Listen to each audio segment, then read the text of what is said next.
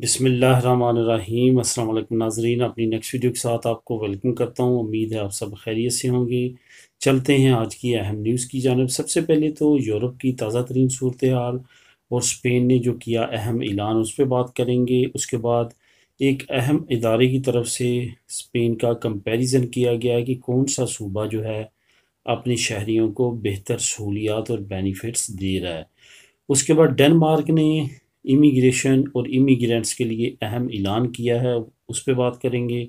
और आखिर में बात करेंगे बरतानिया ने एक नए ऐलान के बारे में, जो कि उसने यूरोपियन सेटलमेंट स्कीम वालों के लिए किया है। सबसे पहले बात करते हैं यूरोप की ताज़ा तरीन सूरत हाल पे। यूरोप की ताज़ा तरीन सूरत हाल, अगर कोरोना की वैक्सीन की और वैक्सीन पासपोर्ट की बात की जाए तो तमाम चीज़ें जो है स्मूथली चल रही हैं।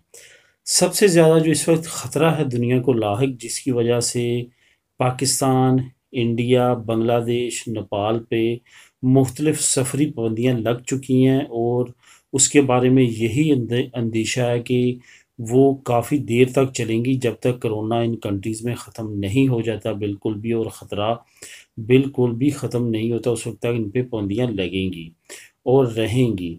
इस वक्त जो सिचुएशन है वो ये है कि जो इंडियन वायरस है वो तेज़ी के साथ दुनिया के दूसरे ममालिक में फैल रहा है, जिसकी वजह से जो मज़ीद रिस्ट्रिक्शंस हैं वो लग रही हैं।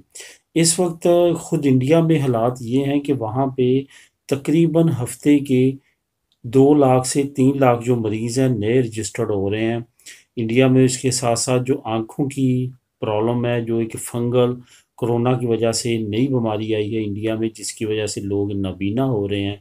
जिन लोगों को कोरोना लगता है और उसके बाद कुछ दिनों के बाद कुछ उसमें से पॉपुलेशन ऐसी है जिनको आँखों की बीमारियाँ और ख़ास तौर पे नाबीना करने की बीमारी लाहक हो जाती है। और इसके साथ भी कोरोना का कनेक्शन होने की वजह से दुनिया में ज़्यादा खौफ व हरास पाया जा रहा है, और इसकी वजह से भी ज़्यादा पाबंदियाँ लग रही हैं। और यूरोप में भी इसी वजह से एक दूसरे ममालिक पे पाबंदियाँ लगाई जा रही हैं। जैसे जर्मनी ने इंग्लैंड पे पाबंदी लगा दी है, और उसके पीछे भी यही वजूहात शामिल हैं। बाकी जहाँ तक स्पेन की बात है तो स्पेन ने बहुत अहम ऐलान किया। स्पेन ने ऐलान किया 7 जून के बाद पूरी दुनिया के लिए स्पेन खोल दिया जाएगा, लेकिन यहाँ पे याद रहे कि जो आपका टेस्ट हो वो नेगेटिव होना चाहिए। इसके साथ साथ आपको वैक्सीन लगी होनी चाहिए। वैक्सीन आपको लगी होगी और आपका टेस्ट नेगेटिव होगा तो स्पेन में दुनिया के किसी भी मुल्क से आप आ सकते हैं, कि ख़ास मुल्क या किसी मुल्क पे पाबंदी नहीं होगी। लेकिन इसके साथ साथ आपको बताता चलूँ कि बरतानिया के लिए स्पेन ने अनाउंस किया था कि उस पे ना तो टेस्ट करवाना ज़रूरी है और ना ही वहाँ पे लोगों पे वैक्सीन लगवाना ज़रूरी है, वो आ सकते हैं। लेकिन इसके अगेंस्ट बरतानिया ने अभी तक इजाज़त नहीं दी कि उनके शहरी जो हैं वो स्पेन का सफ़र करें।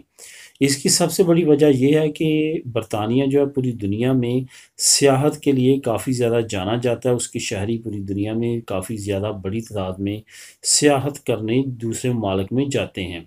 यही वजह है कि स्पेन में भी बहुत बड़ी तादाद में हर साल जो हैं वो बरतानवी सियाह आते हैं, और स्पेन की टूरिज़्म इंडस्ट्री का बड़ा हिस्सा जो है वो ब्रिटिश सियाहत पे मबनी है। यही वजह है कि स्पेन ने ख़ास तौर पे उनको ये फैसिलिटी दी है। लेकिन इंग्लैंड की तरफ से अभी तक स्पेन को ग्रीन लिस्ट कंट्री में शामिल नहीं किया गया। ग्रीन लिस्ट कंट्रीज़ वो लिस्ट है जिसमें हुकूमत ने ये वाज़ेह किया है कि ग्रीन लिस्ट कंट्रीज़ में बरतानवी सियाह जो हैं वो इस साल गर्मियों में छुट्टियां गुजारने जा सकते हैं। जो रेड लिस्ट कंट्रीज़ हैं उनमें वो नहीं जा सकते। यही वजह है कि स्पेन को रेड लिस्ट में रखा गया है। और इसके बाद अब कब बरतानिया स्पेन को रेड लिस्ट से निकालता है तो उसके बाद ही बरतानवी सियाह जो हैं वो स्पेन में आ सकेंगे। इसके बाद अब बात करते हैं एक अहम अदारे की। एक इंटरनेशनल यूएनओ का अदारा है जो कि तमाम दुनिया के ममालिक की फ़हरिस्त जारी करता है और उसके शहरियों पे वो अपने शहरियों को क्या सहूलतें प्रोवाइड करते हैं। कोरोना के बाद जैसे जैसे अब हालात यूरोप के बेहतर होना शुरू हुए हैं तो इस पे काफ़ी ज़्यादा अब रिलाई किया जा रहा है कि कौन से मुल्क में कौन से शहरी जो हैं वो ज़्यादा सहूलतें ले रहे हैं। इसी तरह की रिपोर्ट एक स्पेन के बारे में भी शाया हुई है, जिसके बारे में मुख्तलिफ सूबों का तज्ज़िया किया गया कि कौन से सूबे जो हैं वो ज़्यादा सहूलतें अपने शहरियों को दे रहे हैं। तो यहाँ पे स्पेन की जो कैलकुलेशन सामने आई है वो 2 सूबे सबसे ऊपर आए हैं, जिसमें नंबर 1 पाइस बास्को का नाम लिया गया है कि पाइस बास्को की का जो सूबा है वहाँ की जो हुकूमत है वो अपने शहरियों को सबसे ज़्यादा सहूलतें देती है। दूसरे नंबर पे नावारा एक सूबे का नाम है, उसके शहरियों का कहा गया है कि उसकी हुकूमत अपने शहरियों को सबसे ज़्यादा सहूलतें देती है। ये याद रहे कि पाइस बास्को में जो फैमिली की अमदाद है, अगर आपके पास जॉब या काम नहीं है तो तकरीबन 1180 यूरो जो है वो पर मंथ दी जाती है, और अगर आप अकेले हैं तो अनएम्प्लॉयमेंट रेशो की सूरत में आपको 900 यूरो तक दिए जाते हैं। अगर आपने काम किया हो या ना किया हो, आपको ये सहूलत दी जाती है। इसमें सबसे बड़ी जो अच्छी बात है वो ये है कि इस कैटेगरी में नवारा का नाम भी शामिल किया गया है, क्योंकि नवारा पहले इतनी ज़्यादा अपनी शहरियों को सहूलतें नहीं देता था, लेकिन अब कोरोना के इफेक्ट के बाद नवारा ने भी अपनी शहरियों को काफ़ी ज़्यादा सहूलतें देना शुरू की हैं।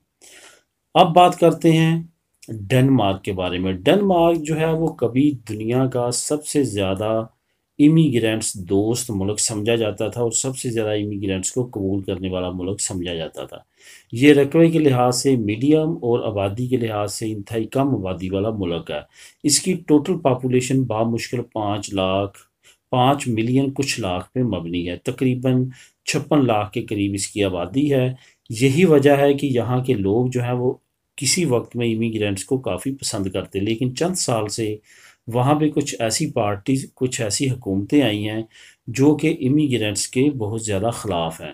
यही वजह है कि वहाँ पे आए दिन नए से नए कानून मुतारफ़ करवाए जाते हैं, और डेनमार्क दुनिया में पहला मुल्क था जिसने सीरिया के लोगों को कहा था कि अब आप लोगों के मुल्क में हालात साज़गार हैं और आप लोगों को वापस जाना चाहिए, और बहुत सारे सीरियन लोगों को डिपोर्ट भी किया गया था।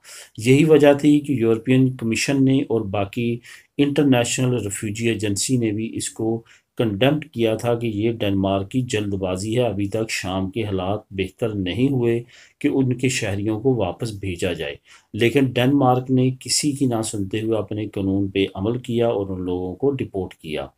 आज इसी तरह की एक नई अपडेट डेनमार्क की तरफ से आई है। डेनमार्क ने कहा है कि वो लोग जो कि रेफ्यूजी फेल हो चुकी है, जिनको अब डेनमार्क में रहने के राइट्स नहीं हैं, लेकिन उनका मुल्क उनको एक्सेप्ट नहीं कर रहा, वापस नहीं ले रहा, उनके लिए उन्होंने एक जजीरा जो डेनमार्क का जो वीरान जजीरा है वहाँ पे सेंटर्स बनाए हैं और वहाँ पे उनको शिफ्ट कर दिया जाएगा। यानी कि वो वहाँ पे रहेंगे, उनको वो काम नहीं कर सकेंगे, एक तरह की जेल की सूरत में। जिस तरह ऑस्ट्रेलिया ने किया था उसी तरह के काम पे ये अब अमल पैरा होने जा रहे हैं। वहाँ पे उनको रखा जाएगा और वहाँ से ही उनको डिपोर्ट किया जाएगा जैसे ही हालात साजगार होंगे और उनका मुल्क जो है वो उनको एक्सेप्ट कर लेगा। यानी कि अब आने वाले वक्त में मज़ीद डेनमार्क जो है पेचीदा होने जा रहा है इमिग्रेंट्स के सिलसिले में, और आने वाले दिनों में मज़ीद डेनमार्क में सख्तियाँ होने वाली हैं इमिग्रेशन के लिए और इमिग्रेंट्स के लिए। आखिर में बात करते हैं इंग्लैंड की तरफ से। जैसा कि आप जानते हैं कि यूरोपियन सेटलमेंट स्कीम के तहत 5 मिलियन से ज़्यादा जो यूरोपियन है वो जा चुके हैं यूके में, और उन्होंने प्री सेटलमेंट स्टेटस अप्लाई किया है और सेटल स्टेटस अप्लाई किया है। यही वजह है कि वहाँ पे एक बहुत बड़ी कम्युनिटी अब यूरोपियन की हो चुकी है जो कि वहाँ पे रह रही है। जैसे कि मैंने थोड़ी देर पहले बताया कि डेनमार्क की टोटल आबादी जो है 56 लाख है, और 56 लाख के लगभग जो है यूरोपियन बरतानिया में गए हैं सिर्फ और सिर्फ ईयू सेटलमेंट स्कीम के तहत। यही वजह है कि अब बरतानवी भी उनकी छानबीन उन्होंने भी स्टार्ट किया, और उन्होंने अब इजाज़त दिया एम्प्लॉयर्स को। एम्प्लॉयर्स मतलब जो उनके बॉस होते हैं जहाँ पे काम करते हैं यूरोपियन सेटलमेंट स्कीम वाले, कि वो उनसे स्टेटस का पूछना शुरू करें। जिन लोगों के पास स्टेटस नहीं होगा उनको इस 1 महीने की मोहलत दी जाएगी, 1 जून से 30 जून तक। अगर वो अपना स्टेटस अप्लाई कर लेते हैं तो ठीक है, वरना उनको 1 जुलाई से डिपोर्ट करना शुरू कर दिया जाएगा।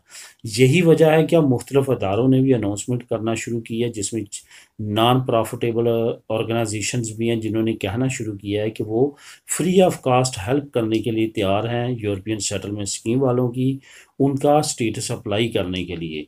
अब जो लोग प्री सेटलमेंट स्टेटस में अभी तक जिन्होंने अप्लाई नहीं किया या करना चाहते हैं, उनके लिए ये लास्ट वार्निंग है कि वो एज सून एज अर्ली ये स्टेटस अप्लाई कर लें, वरना उनको 1 जुलाई के बाद डिपोर्ट होने का ख़तरा लाहक हो सकता है।